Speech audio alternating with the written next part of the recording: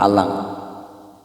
Waktu, tanggal, hari, bulan, apa pernikahan yang baik tidak diatur secara detail dalam agama. Namun seandainya hendak ittiba atau mengikuti kepada Nabi dengan niat mencari berkah, itu tidak apa-apa.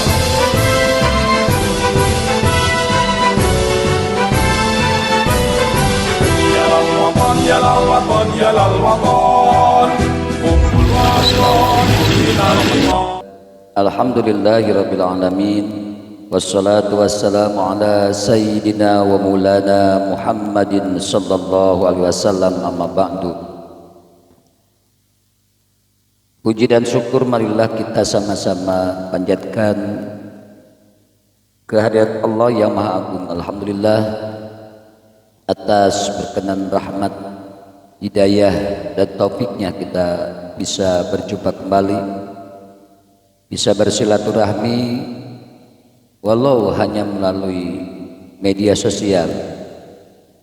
Izinkan saya untuk menyampaikan salam serta doa semoga para sahabat di mana saja berada yang tetap setia menyimak, menikmati kajian dari FWCNU Raja Channel selamanya berada dalam lindungan Allah Subhanahu wa taala, dilimpahkan keberkahan rezeki, dipanjangkan umur, disehatkan dan diselamatkan lahir dan batin.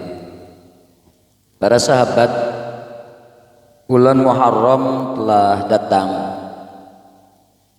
Umat Islam khususnya warga Nahdliyin berbondong-bondong menyambutnya dengan doa, tahlil dan amaliyah lain, baik itu sebagai anjuran agama maupun tradisi pribumi yang dikembangkan oleh para pendahulu, seperti tradisi masyarakat yang membagikan bubur surak kepada tetangga.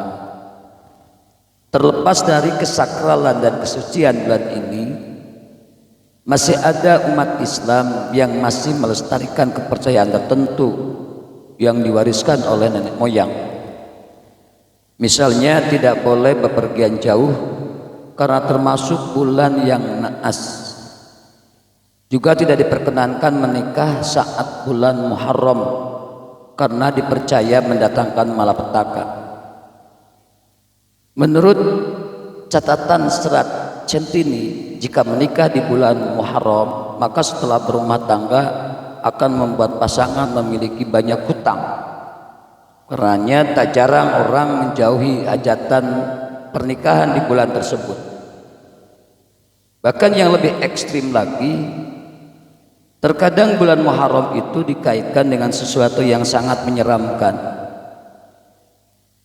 Bulan Muharram malam satu suro dibuat sedemikian horor, bahkan tidak jarang kemudian diberi bumbu cerita bahwa pada malam satu suro atau pada bulan Muharram itu adalah hari rayanya bangsa setan. Na'udzubillahi min dzalik, tsumma na'udzubillah. Ada yang mengatakan bahwa bulan Muharram terkenal dengan bulannya para priai atau para bangsawan. Dulu hanya bangsa keraton yang dapat melangsungkan hajatan di bulan Muharram. Bahkan yang paling tidak masuk akal, penguasa Laut Selatan konon katanya Nyi Roro Kidul sedang melaksanakan pernikahan, sedang hajatan. Keyakinan tersebut turun-temurun membuat masyarakat enggan melaksanakan pernikahan pada bulan Muharram. Masyarakat Jawa biasanya melaksanakan hajatan pernikahan pada bulan Dzulhijjah. Bulan tersebut dipercaya sebagai bulan keselamatan. Maka pada bulan ini banyak digelar pernikahan. Selain Jumadil Akhir, Rajab, Sya'ban merupakan bulan yang baik untuk menikah. Selain bulan di atas, misalnya bulan Muharram, menurut catatan Serat Centini mempunyai sisi buruk.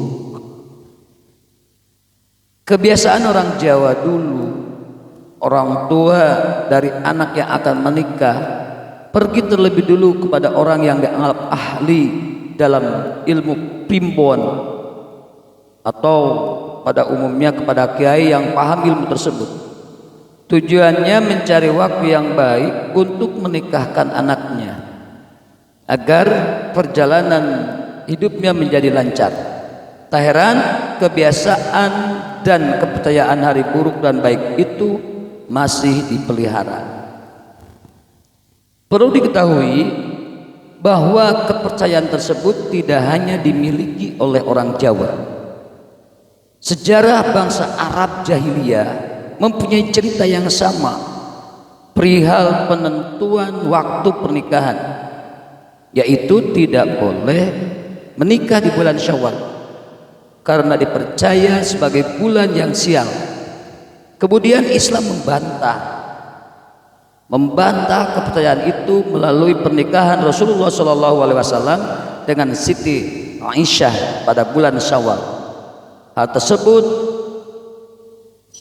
diceritakan atau dikisahkan dalam sebuah hadis yang diriwayatkan oleh Imam Abil Husain Muslim bin Al-Hajj Al-Qushairi An-Nisaburi dalam Sahih Muslim juz 1 bab istihbabil at-tajawwud at-tazwid fi Syawal wal istihbab ad-dukhul fi. Rasulullah sallallahu alaihi wasallam menikah dengan Siti Aisyah pada bulan Syawal dan berumah tangga pada bulan itu. Sudah jelas Siti Aisyah adalah perempuan yang memiliki kedekatan dengan Rasulullah. Siti Aisyah juga yang tercantum di dalam hadis tersebut. Hal ini menunjukkan jika menikah di bulan Syawal tidak terjadi sesuatu sialan apapun. Rumah tangga pasangan Rasulullah dengan Siti Aisyah faktanya berjalan bahagia dan romantis. Dari sisi inilah Rasulullah mencontohkan bahwa dirinya ingin membantah kepercayaan jahiliyah tersebut. Namun kita tidak bisa terlepas dengan urep atau kebiasaan yang berkembang di masyarakat. Beberapa kepercayaan mengenai primbon adalah warisan dan hasil titen dari para leluhur. Tidak serta merta ada. Mereka membaca fenomena alam dan sosial secara berulang. Setiap tempat tentu mempunyai kepercayaan yang berbeda. Di Aceh, mereka percaya jika bulan Syawal adalah bulan sial. Sementara di sebagian wilayah yang lain, misalnya di daerah Pamekasan, justru menikahkan putra-putrinya itu di bulan Syawal. Mereka ittiba terhadap pernikahan Nabi dengan Siti Aisyah radhiyallahu anha. Menikah merupakan sunnah Rasulullah. Apabila sudah sampai pada waktunya, maka menikahlah, sebab disunnahkan bagi orang-orang yang sudah membutuhkan. Dasar diperintahkannya terdapat di dalam Al-Quran, hadis, dan pendapat ulama. Yang diatur dalam agama tidak tentang waktu. Yang diatur dalam agama adalah layaknya seorang untuk menikah. Prinsipnya terletak pada kemampuan untuk menikah. Seseorang yang sudah dikatakan mampu, maka disunahkan untuk menikah, sebagaimana disampaikan oleh Rasulullah SAW dalam sebuah hadis, ya ma'syarus syabab, man istata'a minkumul ba'ah falyatazawwaj fa innahu aghaddu lil basar wa ahsanu lil qad. Wa man lam yastati fa alaihi bis-shaum fa innahu lahu wijaun. Kurang lebih artinya sebagai berikut: wahai para pemuda, jika kalian telah mampu terhadap biaya, maka menikahlah. Sungguh menikah itu lebih menenteramkan mata dan lebih menjaga kelamin. Maka apabila tidak mampu, berpuasalah, karena puasa itu menjadi perisai atau penghalang.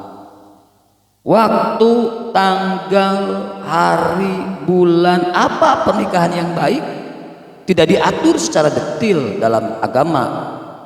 Namun seandainya hendak ittiba atau mengikuti kepada Nabi dengan niat mencari berkah, itu tidak apa-apa karena mendapat kesunahan. Atau mengikuti kebiasaan masyarakat dengan tidak melaksanakan pernikahan di bulan tertentu, maka hal itu boleh saja dilakukan sesuai kebiasaan.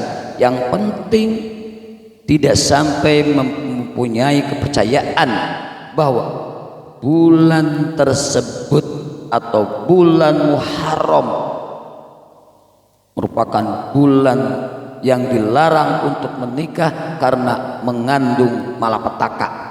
Karena hal itu hanya ilmu titen, pengalaman yang berulang-ulang serta tidak pasti kebenarannya, kemudian dijadikan pedoman oleh masyarakat.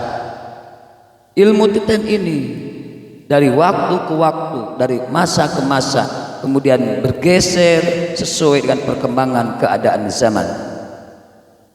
Di dalam kitab Bughyatul Mustarsyidin dijelaskan bahwa seorang hendaknya tidak mempercayai apakah menikah di hari ini dan di malam ini baik atau buruk.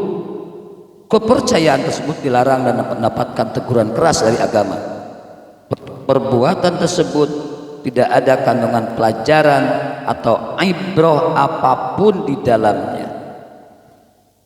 Perhitungan waktu dan kondisi itu penting dalam hajatan besar seperti pernikahan. Apabila bersangkutan dengan akad nikah awal di mana mereka atau kedua mempelai akan mengarungi bahtera kehidupan, tentu yang memiliki hajat ingin prosesi pernikahan dan kehidupannya lancar dan bahagia serta sakinah, mawaddah, warahmah. Jadi masyarakat tidak sepenuhnya salah dengan keyakinan primbon, asal titik tekannya adalah tidak ada yang mempengaruhi kecuali Allah Subhanahu wa taala. Dari uraian ini bisa kita simpulkan bahwa adat dan agama itu bisa bersanding, dengan catatan bahwa adat bisa disandingkan jika tidak bertentangan atau berseberangan dengan aturan-aturan agama. Demikian bisa kami sampaikan. Mohon maaf bila ada kekurangan, apabila ada kata-kata yang kurang sempurna, saran dan kritik sangat kami nantikan. Apabila mendapatkan kemanfaatan dari kajian ini, mudah-mudahan Allah Subhanahu wa taala memberikan pahala kepada kita semua. Amin ya Allah ya rabbal alamin. Allahul muwaffiq ila aqwamit thoriq. Wassalamualaikum warahmatullahi wabarakatuh.